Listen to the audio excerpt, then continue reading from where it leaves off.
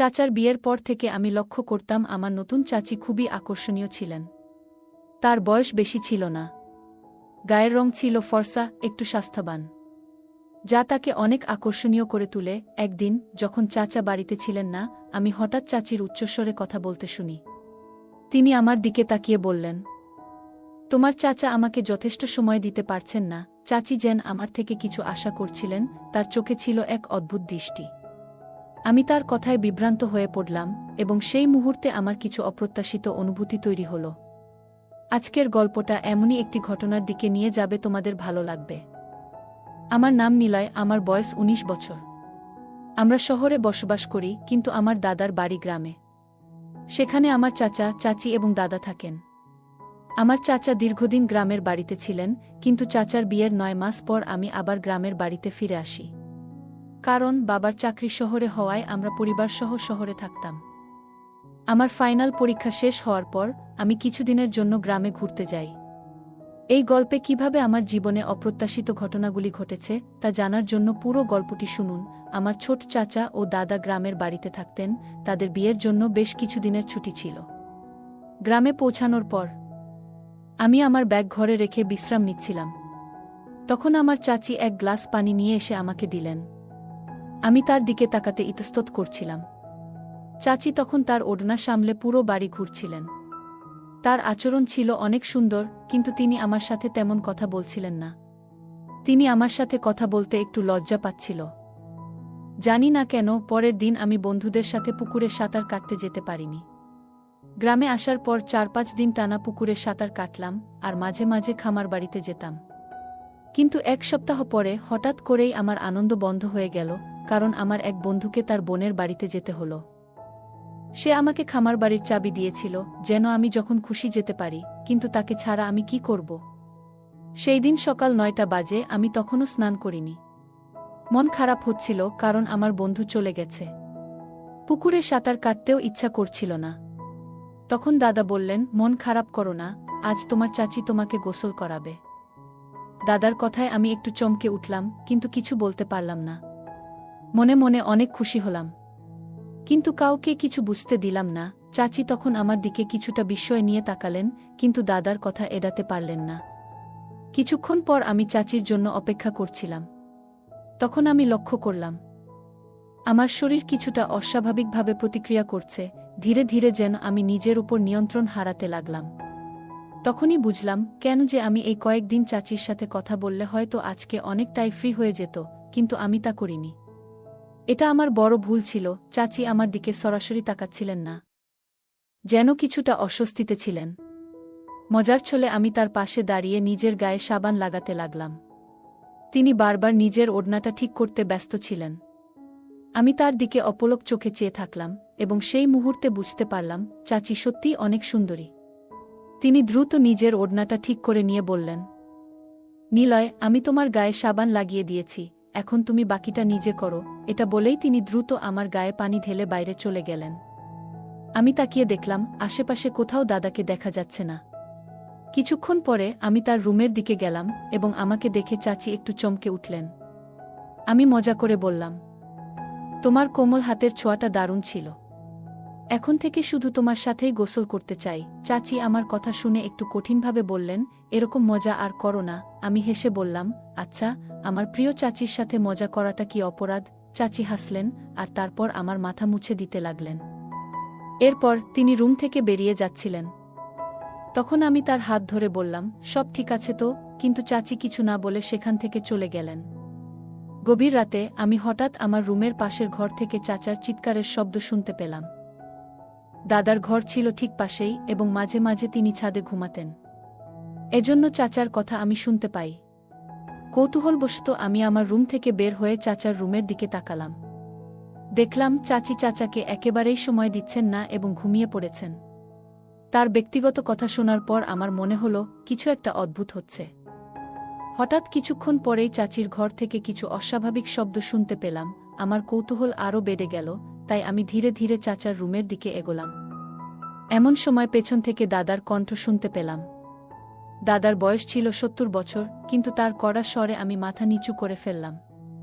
পরের দিন সকালে নাস্তার সময় চাচা আর চাচি একে অপরের দিকে যেভাবে তাকাচ্ছিলেন তাতে বোঝা যাচ্ছিল কিছু একটা হয়েছে তাদের মধ্যে। চাচা নাস্তা সেরে দোকানে যাচ্ছিলেন, কিন্তু আমার মনে বারবার চাচির সেই অদ্ভুত আওয়াজ বাজছিল।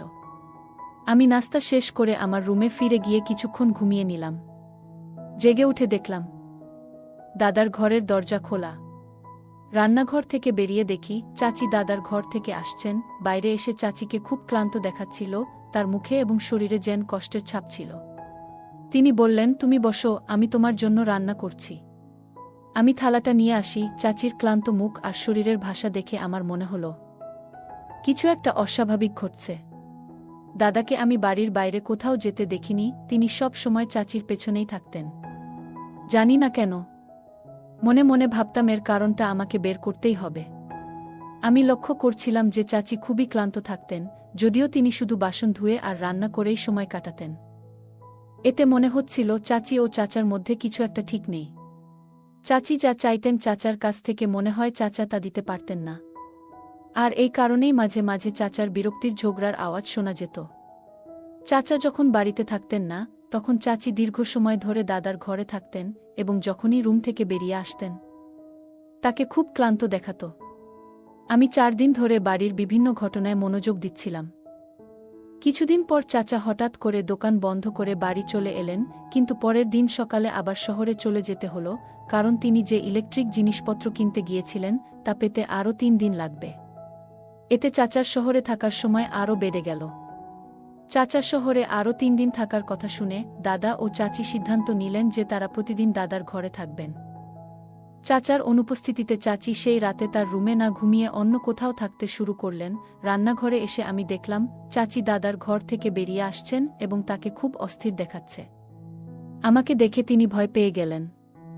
আমি তাকে তার রুমে নিয়ে গিয়ে বিছানায় বসিয়ে দিলাম, তারপর জিজ্ঞেস করলাম, চাচি, আপনি কি দাদার ঘরে কি জন্যে গিয়েছিলেন?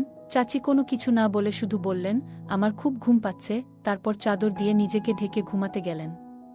কিন্তু মাঝরাতে দাদার ঘর থেকে তার ক্লান্ত মুখের অবস্থা অন্য কিছু ইঙ্গিত করছিল। চাচি আমাকে কিছু বলতে চাইছিলেন না। পরের দিন সকাল থেকেই আমি চাচিকে সেই একই প্রশ্ন জিজ্ঞেস করার চেষ্টা করছিলাম। বিকেল 3টার দিকে দাদা কিছুক্ষণের জন্য বাজারে গেলেন সবজি কিনতে। সেই সময় চাচি চা বানানোর প্রস্তুতি নিচ্ছিলেন আর আমি ছিলাম একা।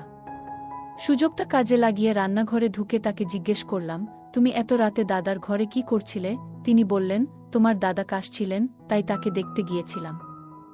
আমি বুঝতে পেরেছিলাম 5 মিনিটের জন্য দাদার ঘরে যাওয়াটা একটা অজুহাত মাত্র। আসলে এখানে কি চলছে? কেন তোমার আর চাচার মধ্যে এত ঝগড়া হয়, বিশেষ করে যখন চাচা বাড়িতে থাকেন না? তুমি রুমে না গিয়ে কেন এত দীর্ঘ সময় দাদার ঘরে কাটাও? আমি কিছুটা রেগে গিয়ে প্রশ্ন করলাম, চাচার প্রতি কি তোমার কোনো অনুভূতি নেই? তখন চাচি বললেন, তুমি যা বুঝতে চাও তাই বুঝো। সত্যি বলতে তোমার চাচা আমাকে ভালোবাসে না, তাই আমি দাদার সেবা করি। আমি তখন চাচিকে জিজ্ঞেস করলাম, চাচি, এর মানে কি? কিন্তু তিনি আমার প্রশ্নের সরাসরি উত্তর দিতে প্রস্তুত ছিলেন না এবং কেন তিনি দাদাকে অনুসরণ করছিলেন সেটাও পরিষ্কার করলেন না। আমি দাদার ঘরে গিয়ে তার সাথে কথা বলার চেষ্টা করলাম, কিন্তু তিনি কিছু বলতে রাজি ছিলেন না। দাদার গ্রামের পঞ্চায়েতে যাওয়ার কথা ছিল, যা বেশ কিছুক্ষণ সময় নেবে। বাড়ি ফেরার সম্ভাবনাও ছিল না। এরপর আমি একটা অজুহাত তৈরি করে চাচিকে বাড়ি থেকে বের করার পরিকল্পনা করলাম। আমি বললাম, চলো, আমাদের বাজারে যেতে হবে, এবং তারপর তাকে আমার এক বন্ধুর ফার্ম হাউসে নিয়ে যাওয়ার কথা ভাবলাম। কিন্তু তখনই চাচির দিকে আমার দৃষ্টি আটকে গেল। সত্যি তিনি অনেক সুন্দর, জানি না কেন চাচার সাথে তার ঝগড়া হয়। এমন সুন্দর বউ আমার থাকলে তো আমি মাথায় করে রাখতাম। চাচিকে নিয়ে আমি যখন নির্জন জায়গায় পৌঁছালাম, তাকে বললাম, তোমাকে এখানে এনেছি কারণ আমি জানি বাড়িতে তুমি সত্যি কথা বলবে না। এখন বলো, দাদার সঙ্গে তোমার কি চলছে? চাচার সাথে কি তুমি খুশি নও, নাকি অন্য কোনো কারণ আছে? চাচি হঠাৎ আমার হাত ধরে সামনে এসে দাঁড়ালেন। তিনি শান্তভাবে বললেন, নিলয়, তুমি অযথা চিন্তা করছো। আমি যা বলেছি সেটাই মেনে নাও। এখানে এসে এতদিন পর এসব নিয়ে মাথা ঘামানোর প্রয়োজন নেই। তিনি যোগ করলেন, বরং তুমি যত তাড়াতাড়ি সম্ভব বাড়ি ফিরে যাও। যদি না যাও, তবে তোমার দাদা যেমন আমার সেবায় নিতে অভ্যস্ত, তেমনি তিনিও আবার তোমার সেবা করতে বলবেন। চাচির কথা শুনে আমি বললাম, আপনি যদি এখানে থাকতে রাজি হন, তবে আমিও রাজি হব। চাচি আমার দিকে একবার তাকালেন, তারপর কোনো কথা না বলে সরে গেলেন। তিনি আসল সত্যি বললেন না, আর আমি সিদ্ধান্ত নিলাম আমার এক বন্ধুর সাথে দেখা করব। বাড়ি থেকে বের হয়ে আমি দাদাকে বলেছিলাম সন্ধ্যার মধ্যে ফিরে আসব। তবে ফিরে আসার পরও দাদা আর চাচির মধ্যে যা চলছে তা আমার চোখের সামনেই ছিল। সারাদিন তাদের পারস্পরিক কথোপকথন লক্ষ্য করছিলাম। রাত 9টার দিকে বাড়ি ফিরে তাড়াতাড়ি খাওয়া শেষ করে আমার রুমে চলে এলাম। কিন্তু যখন দাদা হাত ধুতে রান্নাঘরের দিকে গেলেন, আমি তার রুমে ঢুকে লুকিয়ে পড়লাম। প্রায় 1 ঘন্টা পর আমি দেখলাম চাচি দাদার রুমে প্রবেশ করলেন। চাচি দাদার পা মালিশ করতেছে, এমন সময় লক্ষ্য করলাম দাদা চাচির সাথে এমন ব্যবহার করছেন যেন তিনি কোনো চাকর। পরের দিন সকালে চাচা বাড়ি ফিরলে আমি সবার সামনে চাচাকে বললাম, চাচা, এখন তোমরা দুজন শহরে আমাদের সাথে চলে আসো। বাবা তোমার জন্য একটা ভালো চাকরির ব্যবস্থা করেছেন। দাদাও আসতে চায় না, কারণ তিনি তার গ্রাম ছেড়ে কোথাও যেতে চান না। দাদা তখন চাচাকে বললেন, রাজ, তুমি আর নেহা কোথাও যাবে না। তোমরা যদি চলে যাও আমি এখানে একা হয়ে যাব। কিভাবে চলবে আমার জীবন?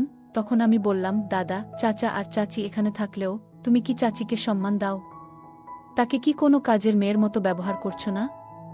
চাচা সারাদিন কাজ নিয়ে ব্যস্ত থাকেন, কিন্তু রাতে যখন চাচির বিশ্রামের প্রয়োজন তখনও তুমি তাকে চাপ দিচ্ছ কাজের লোকের মতো। শুনেছি রাতে চাচির শরীর এত ক্লান্ত থাকে যে তিনি চাচাকে সময় দিতে পারে না। তারপরেও তুমি তাকে বোঝ না, ফলে তোমাদের মধ্যে ঝগড়া লেগেই থাকে। দাদা, তোমার ছোট বৌমাকে সম্মান না দিয়ে তাকে কাছে রাখার কোনো মানে নেই। চাচা আর চাচি যদি শহরে চলে যায় তবেই হয়তো কিছুটা পরিবর্তন আসবে। চাচা আমার কথায় একটু থমকে গেলেন, তারপর বললেন, রাজ, আমাকে ক্ষমা করো।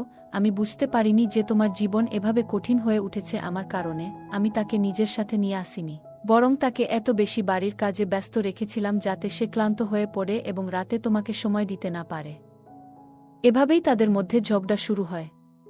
কিন্তু আজ যখন নিলয় তোমাদের দুজনকে শহরে নিয়ে যাওয়ার কথা বলছে, তখন আমি তোমাদের দুজনের কাছেই ক্ষমা চেয়ে নিচ্ছি। তোমরা দুজন দয়া করে আমাকে মাফ করে দিও। চাচি দাদাকে ক্ষমা করেছিলেন কারণ দাদুর ছোট চাচার প্রতি অনেক স্নেহ ছিল। চাচা চেয়েছিলেন যে পরিবারের মধ্যে কোনো ফাটল সৃষ্টি না হয়, তাই দাদার ভুলগুলো আড়াল করছিলেন। কিন্তু আমি বুঝতে পেরেছি যে শ্বশুরের ভুলকে ঢাকার জন্য চাচি নিজেকে দোষী ভাবছেন। তবে দাদার ভুলগুলোকে সামনে আনতে গিয়ে তিনি তা করেননি। পরে আমি চাচাকে সব কিছু খুলে বললাম এবং তিনি আমাকে যা পরামর্শ দিলেন তাতে আমি রাজি হলাম। দাদাকে তার ভুল বোঝানোর পর তিনি চাচিকে যথাযথ মর্যাদা দিতে শুরু করলেন। চাচির সৌন্দর্য তাকে মনে করিয়ে দিয়েছিল যে কারও প্রকৃত মূল্য তার টাকায় নয়, বরং তার স্বভাব এবং আচরণে নির্ভর করে। গল্পটা কেমন লাগলো জানাতে ভুলবে না। আরও মজার মজার রোমান্টিক গল্প শুনতে চাইলে ভিডিওটি লাইক, শেয়ার এবং চ্যানেলটি সাবস্ক্রাইব করতে এবং বেল আইকনটি ক্লিক করতে ভুলবে না। ধন্যবাদ।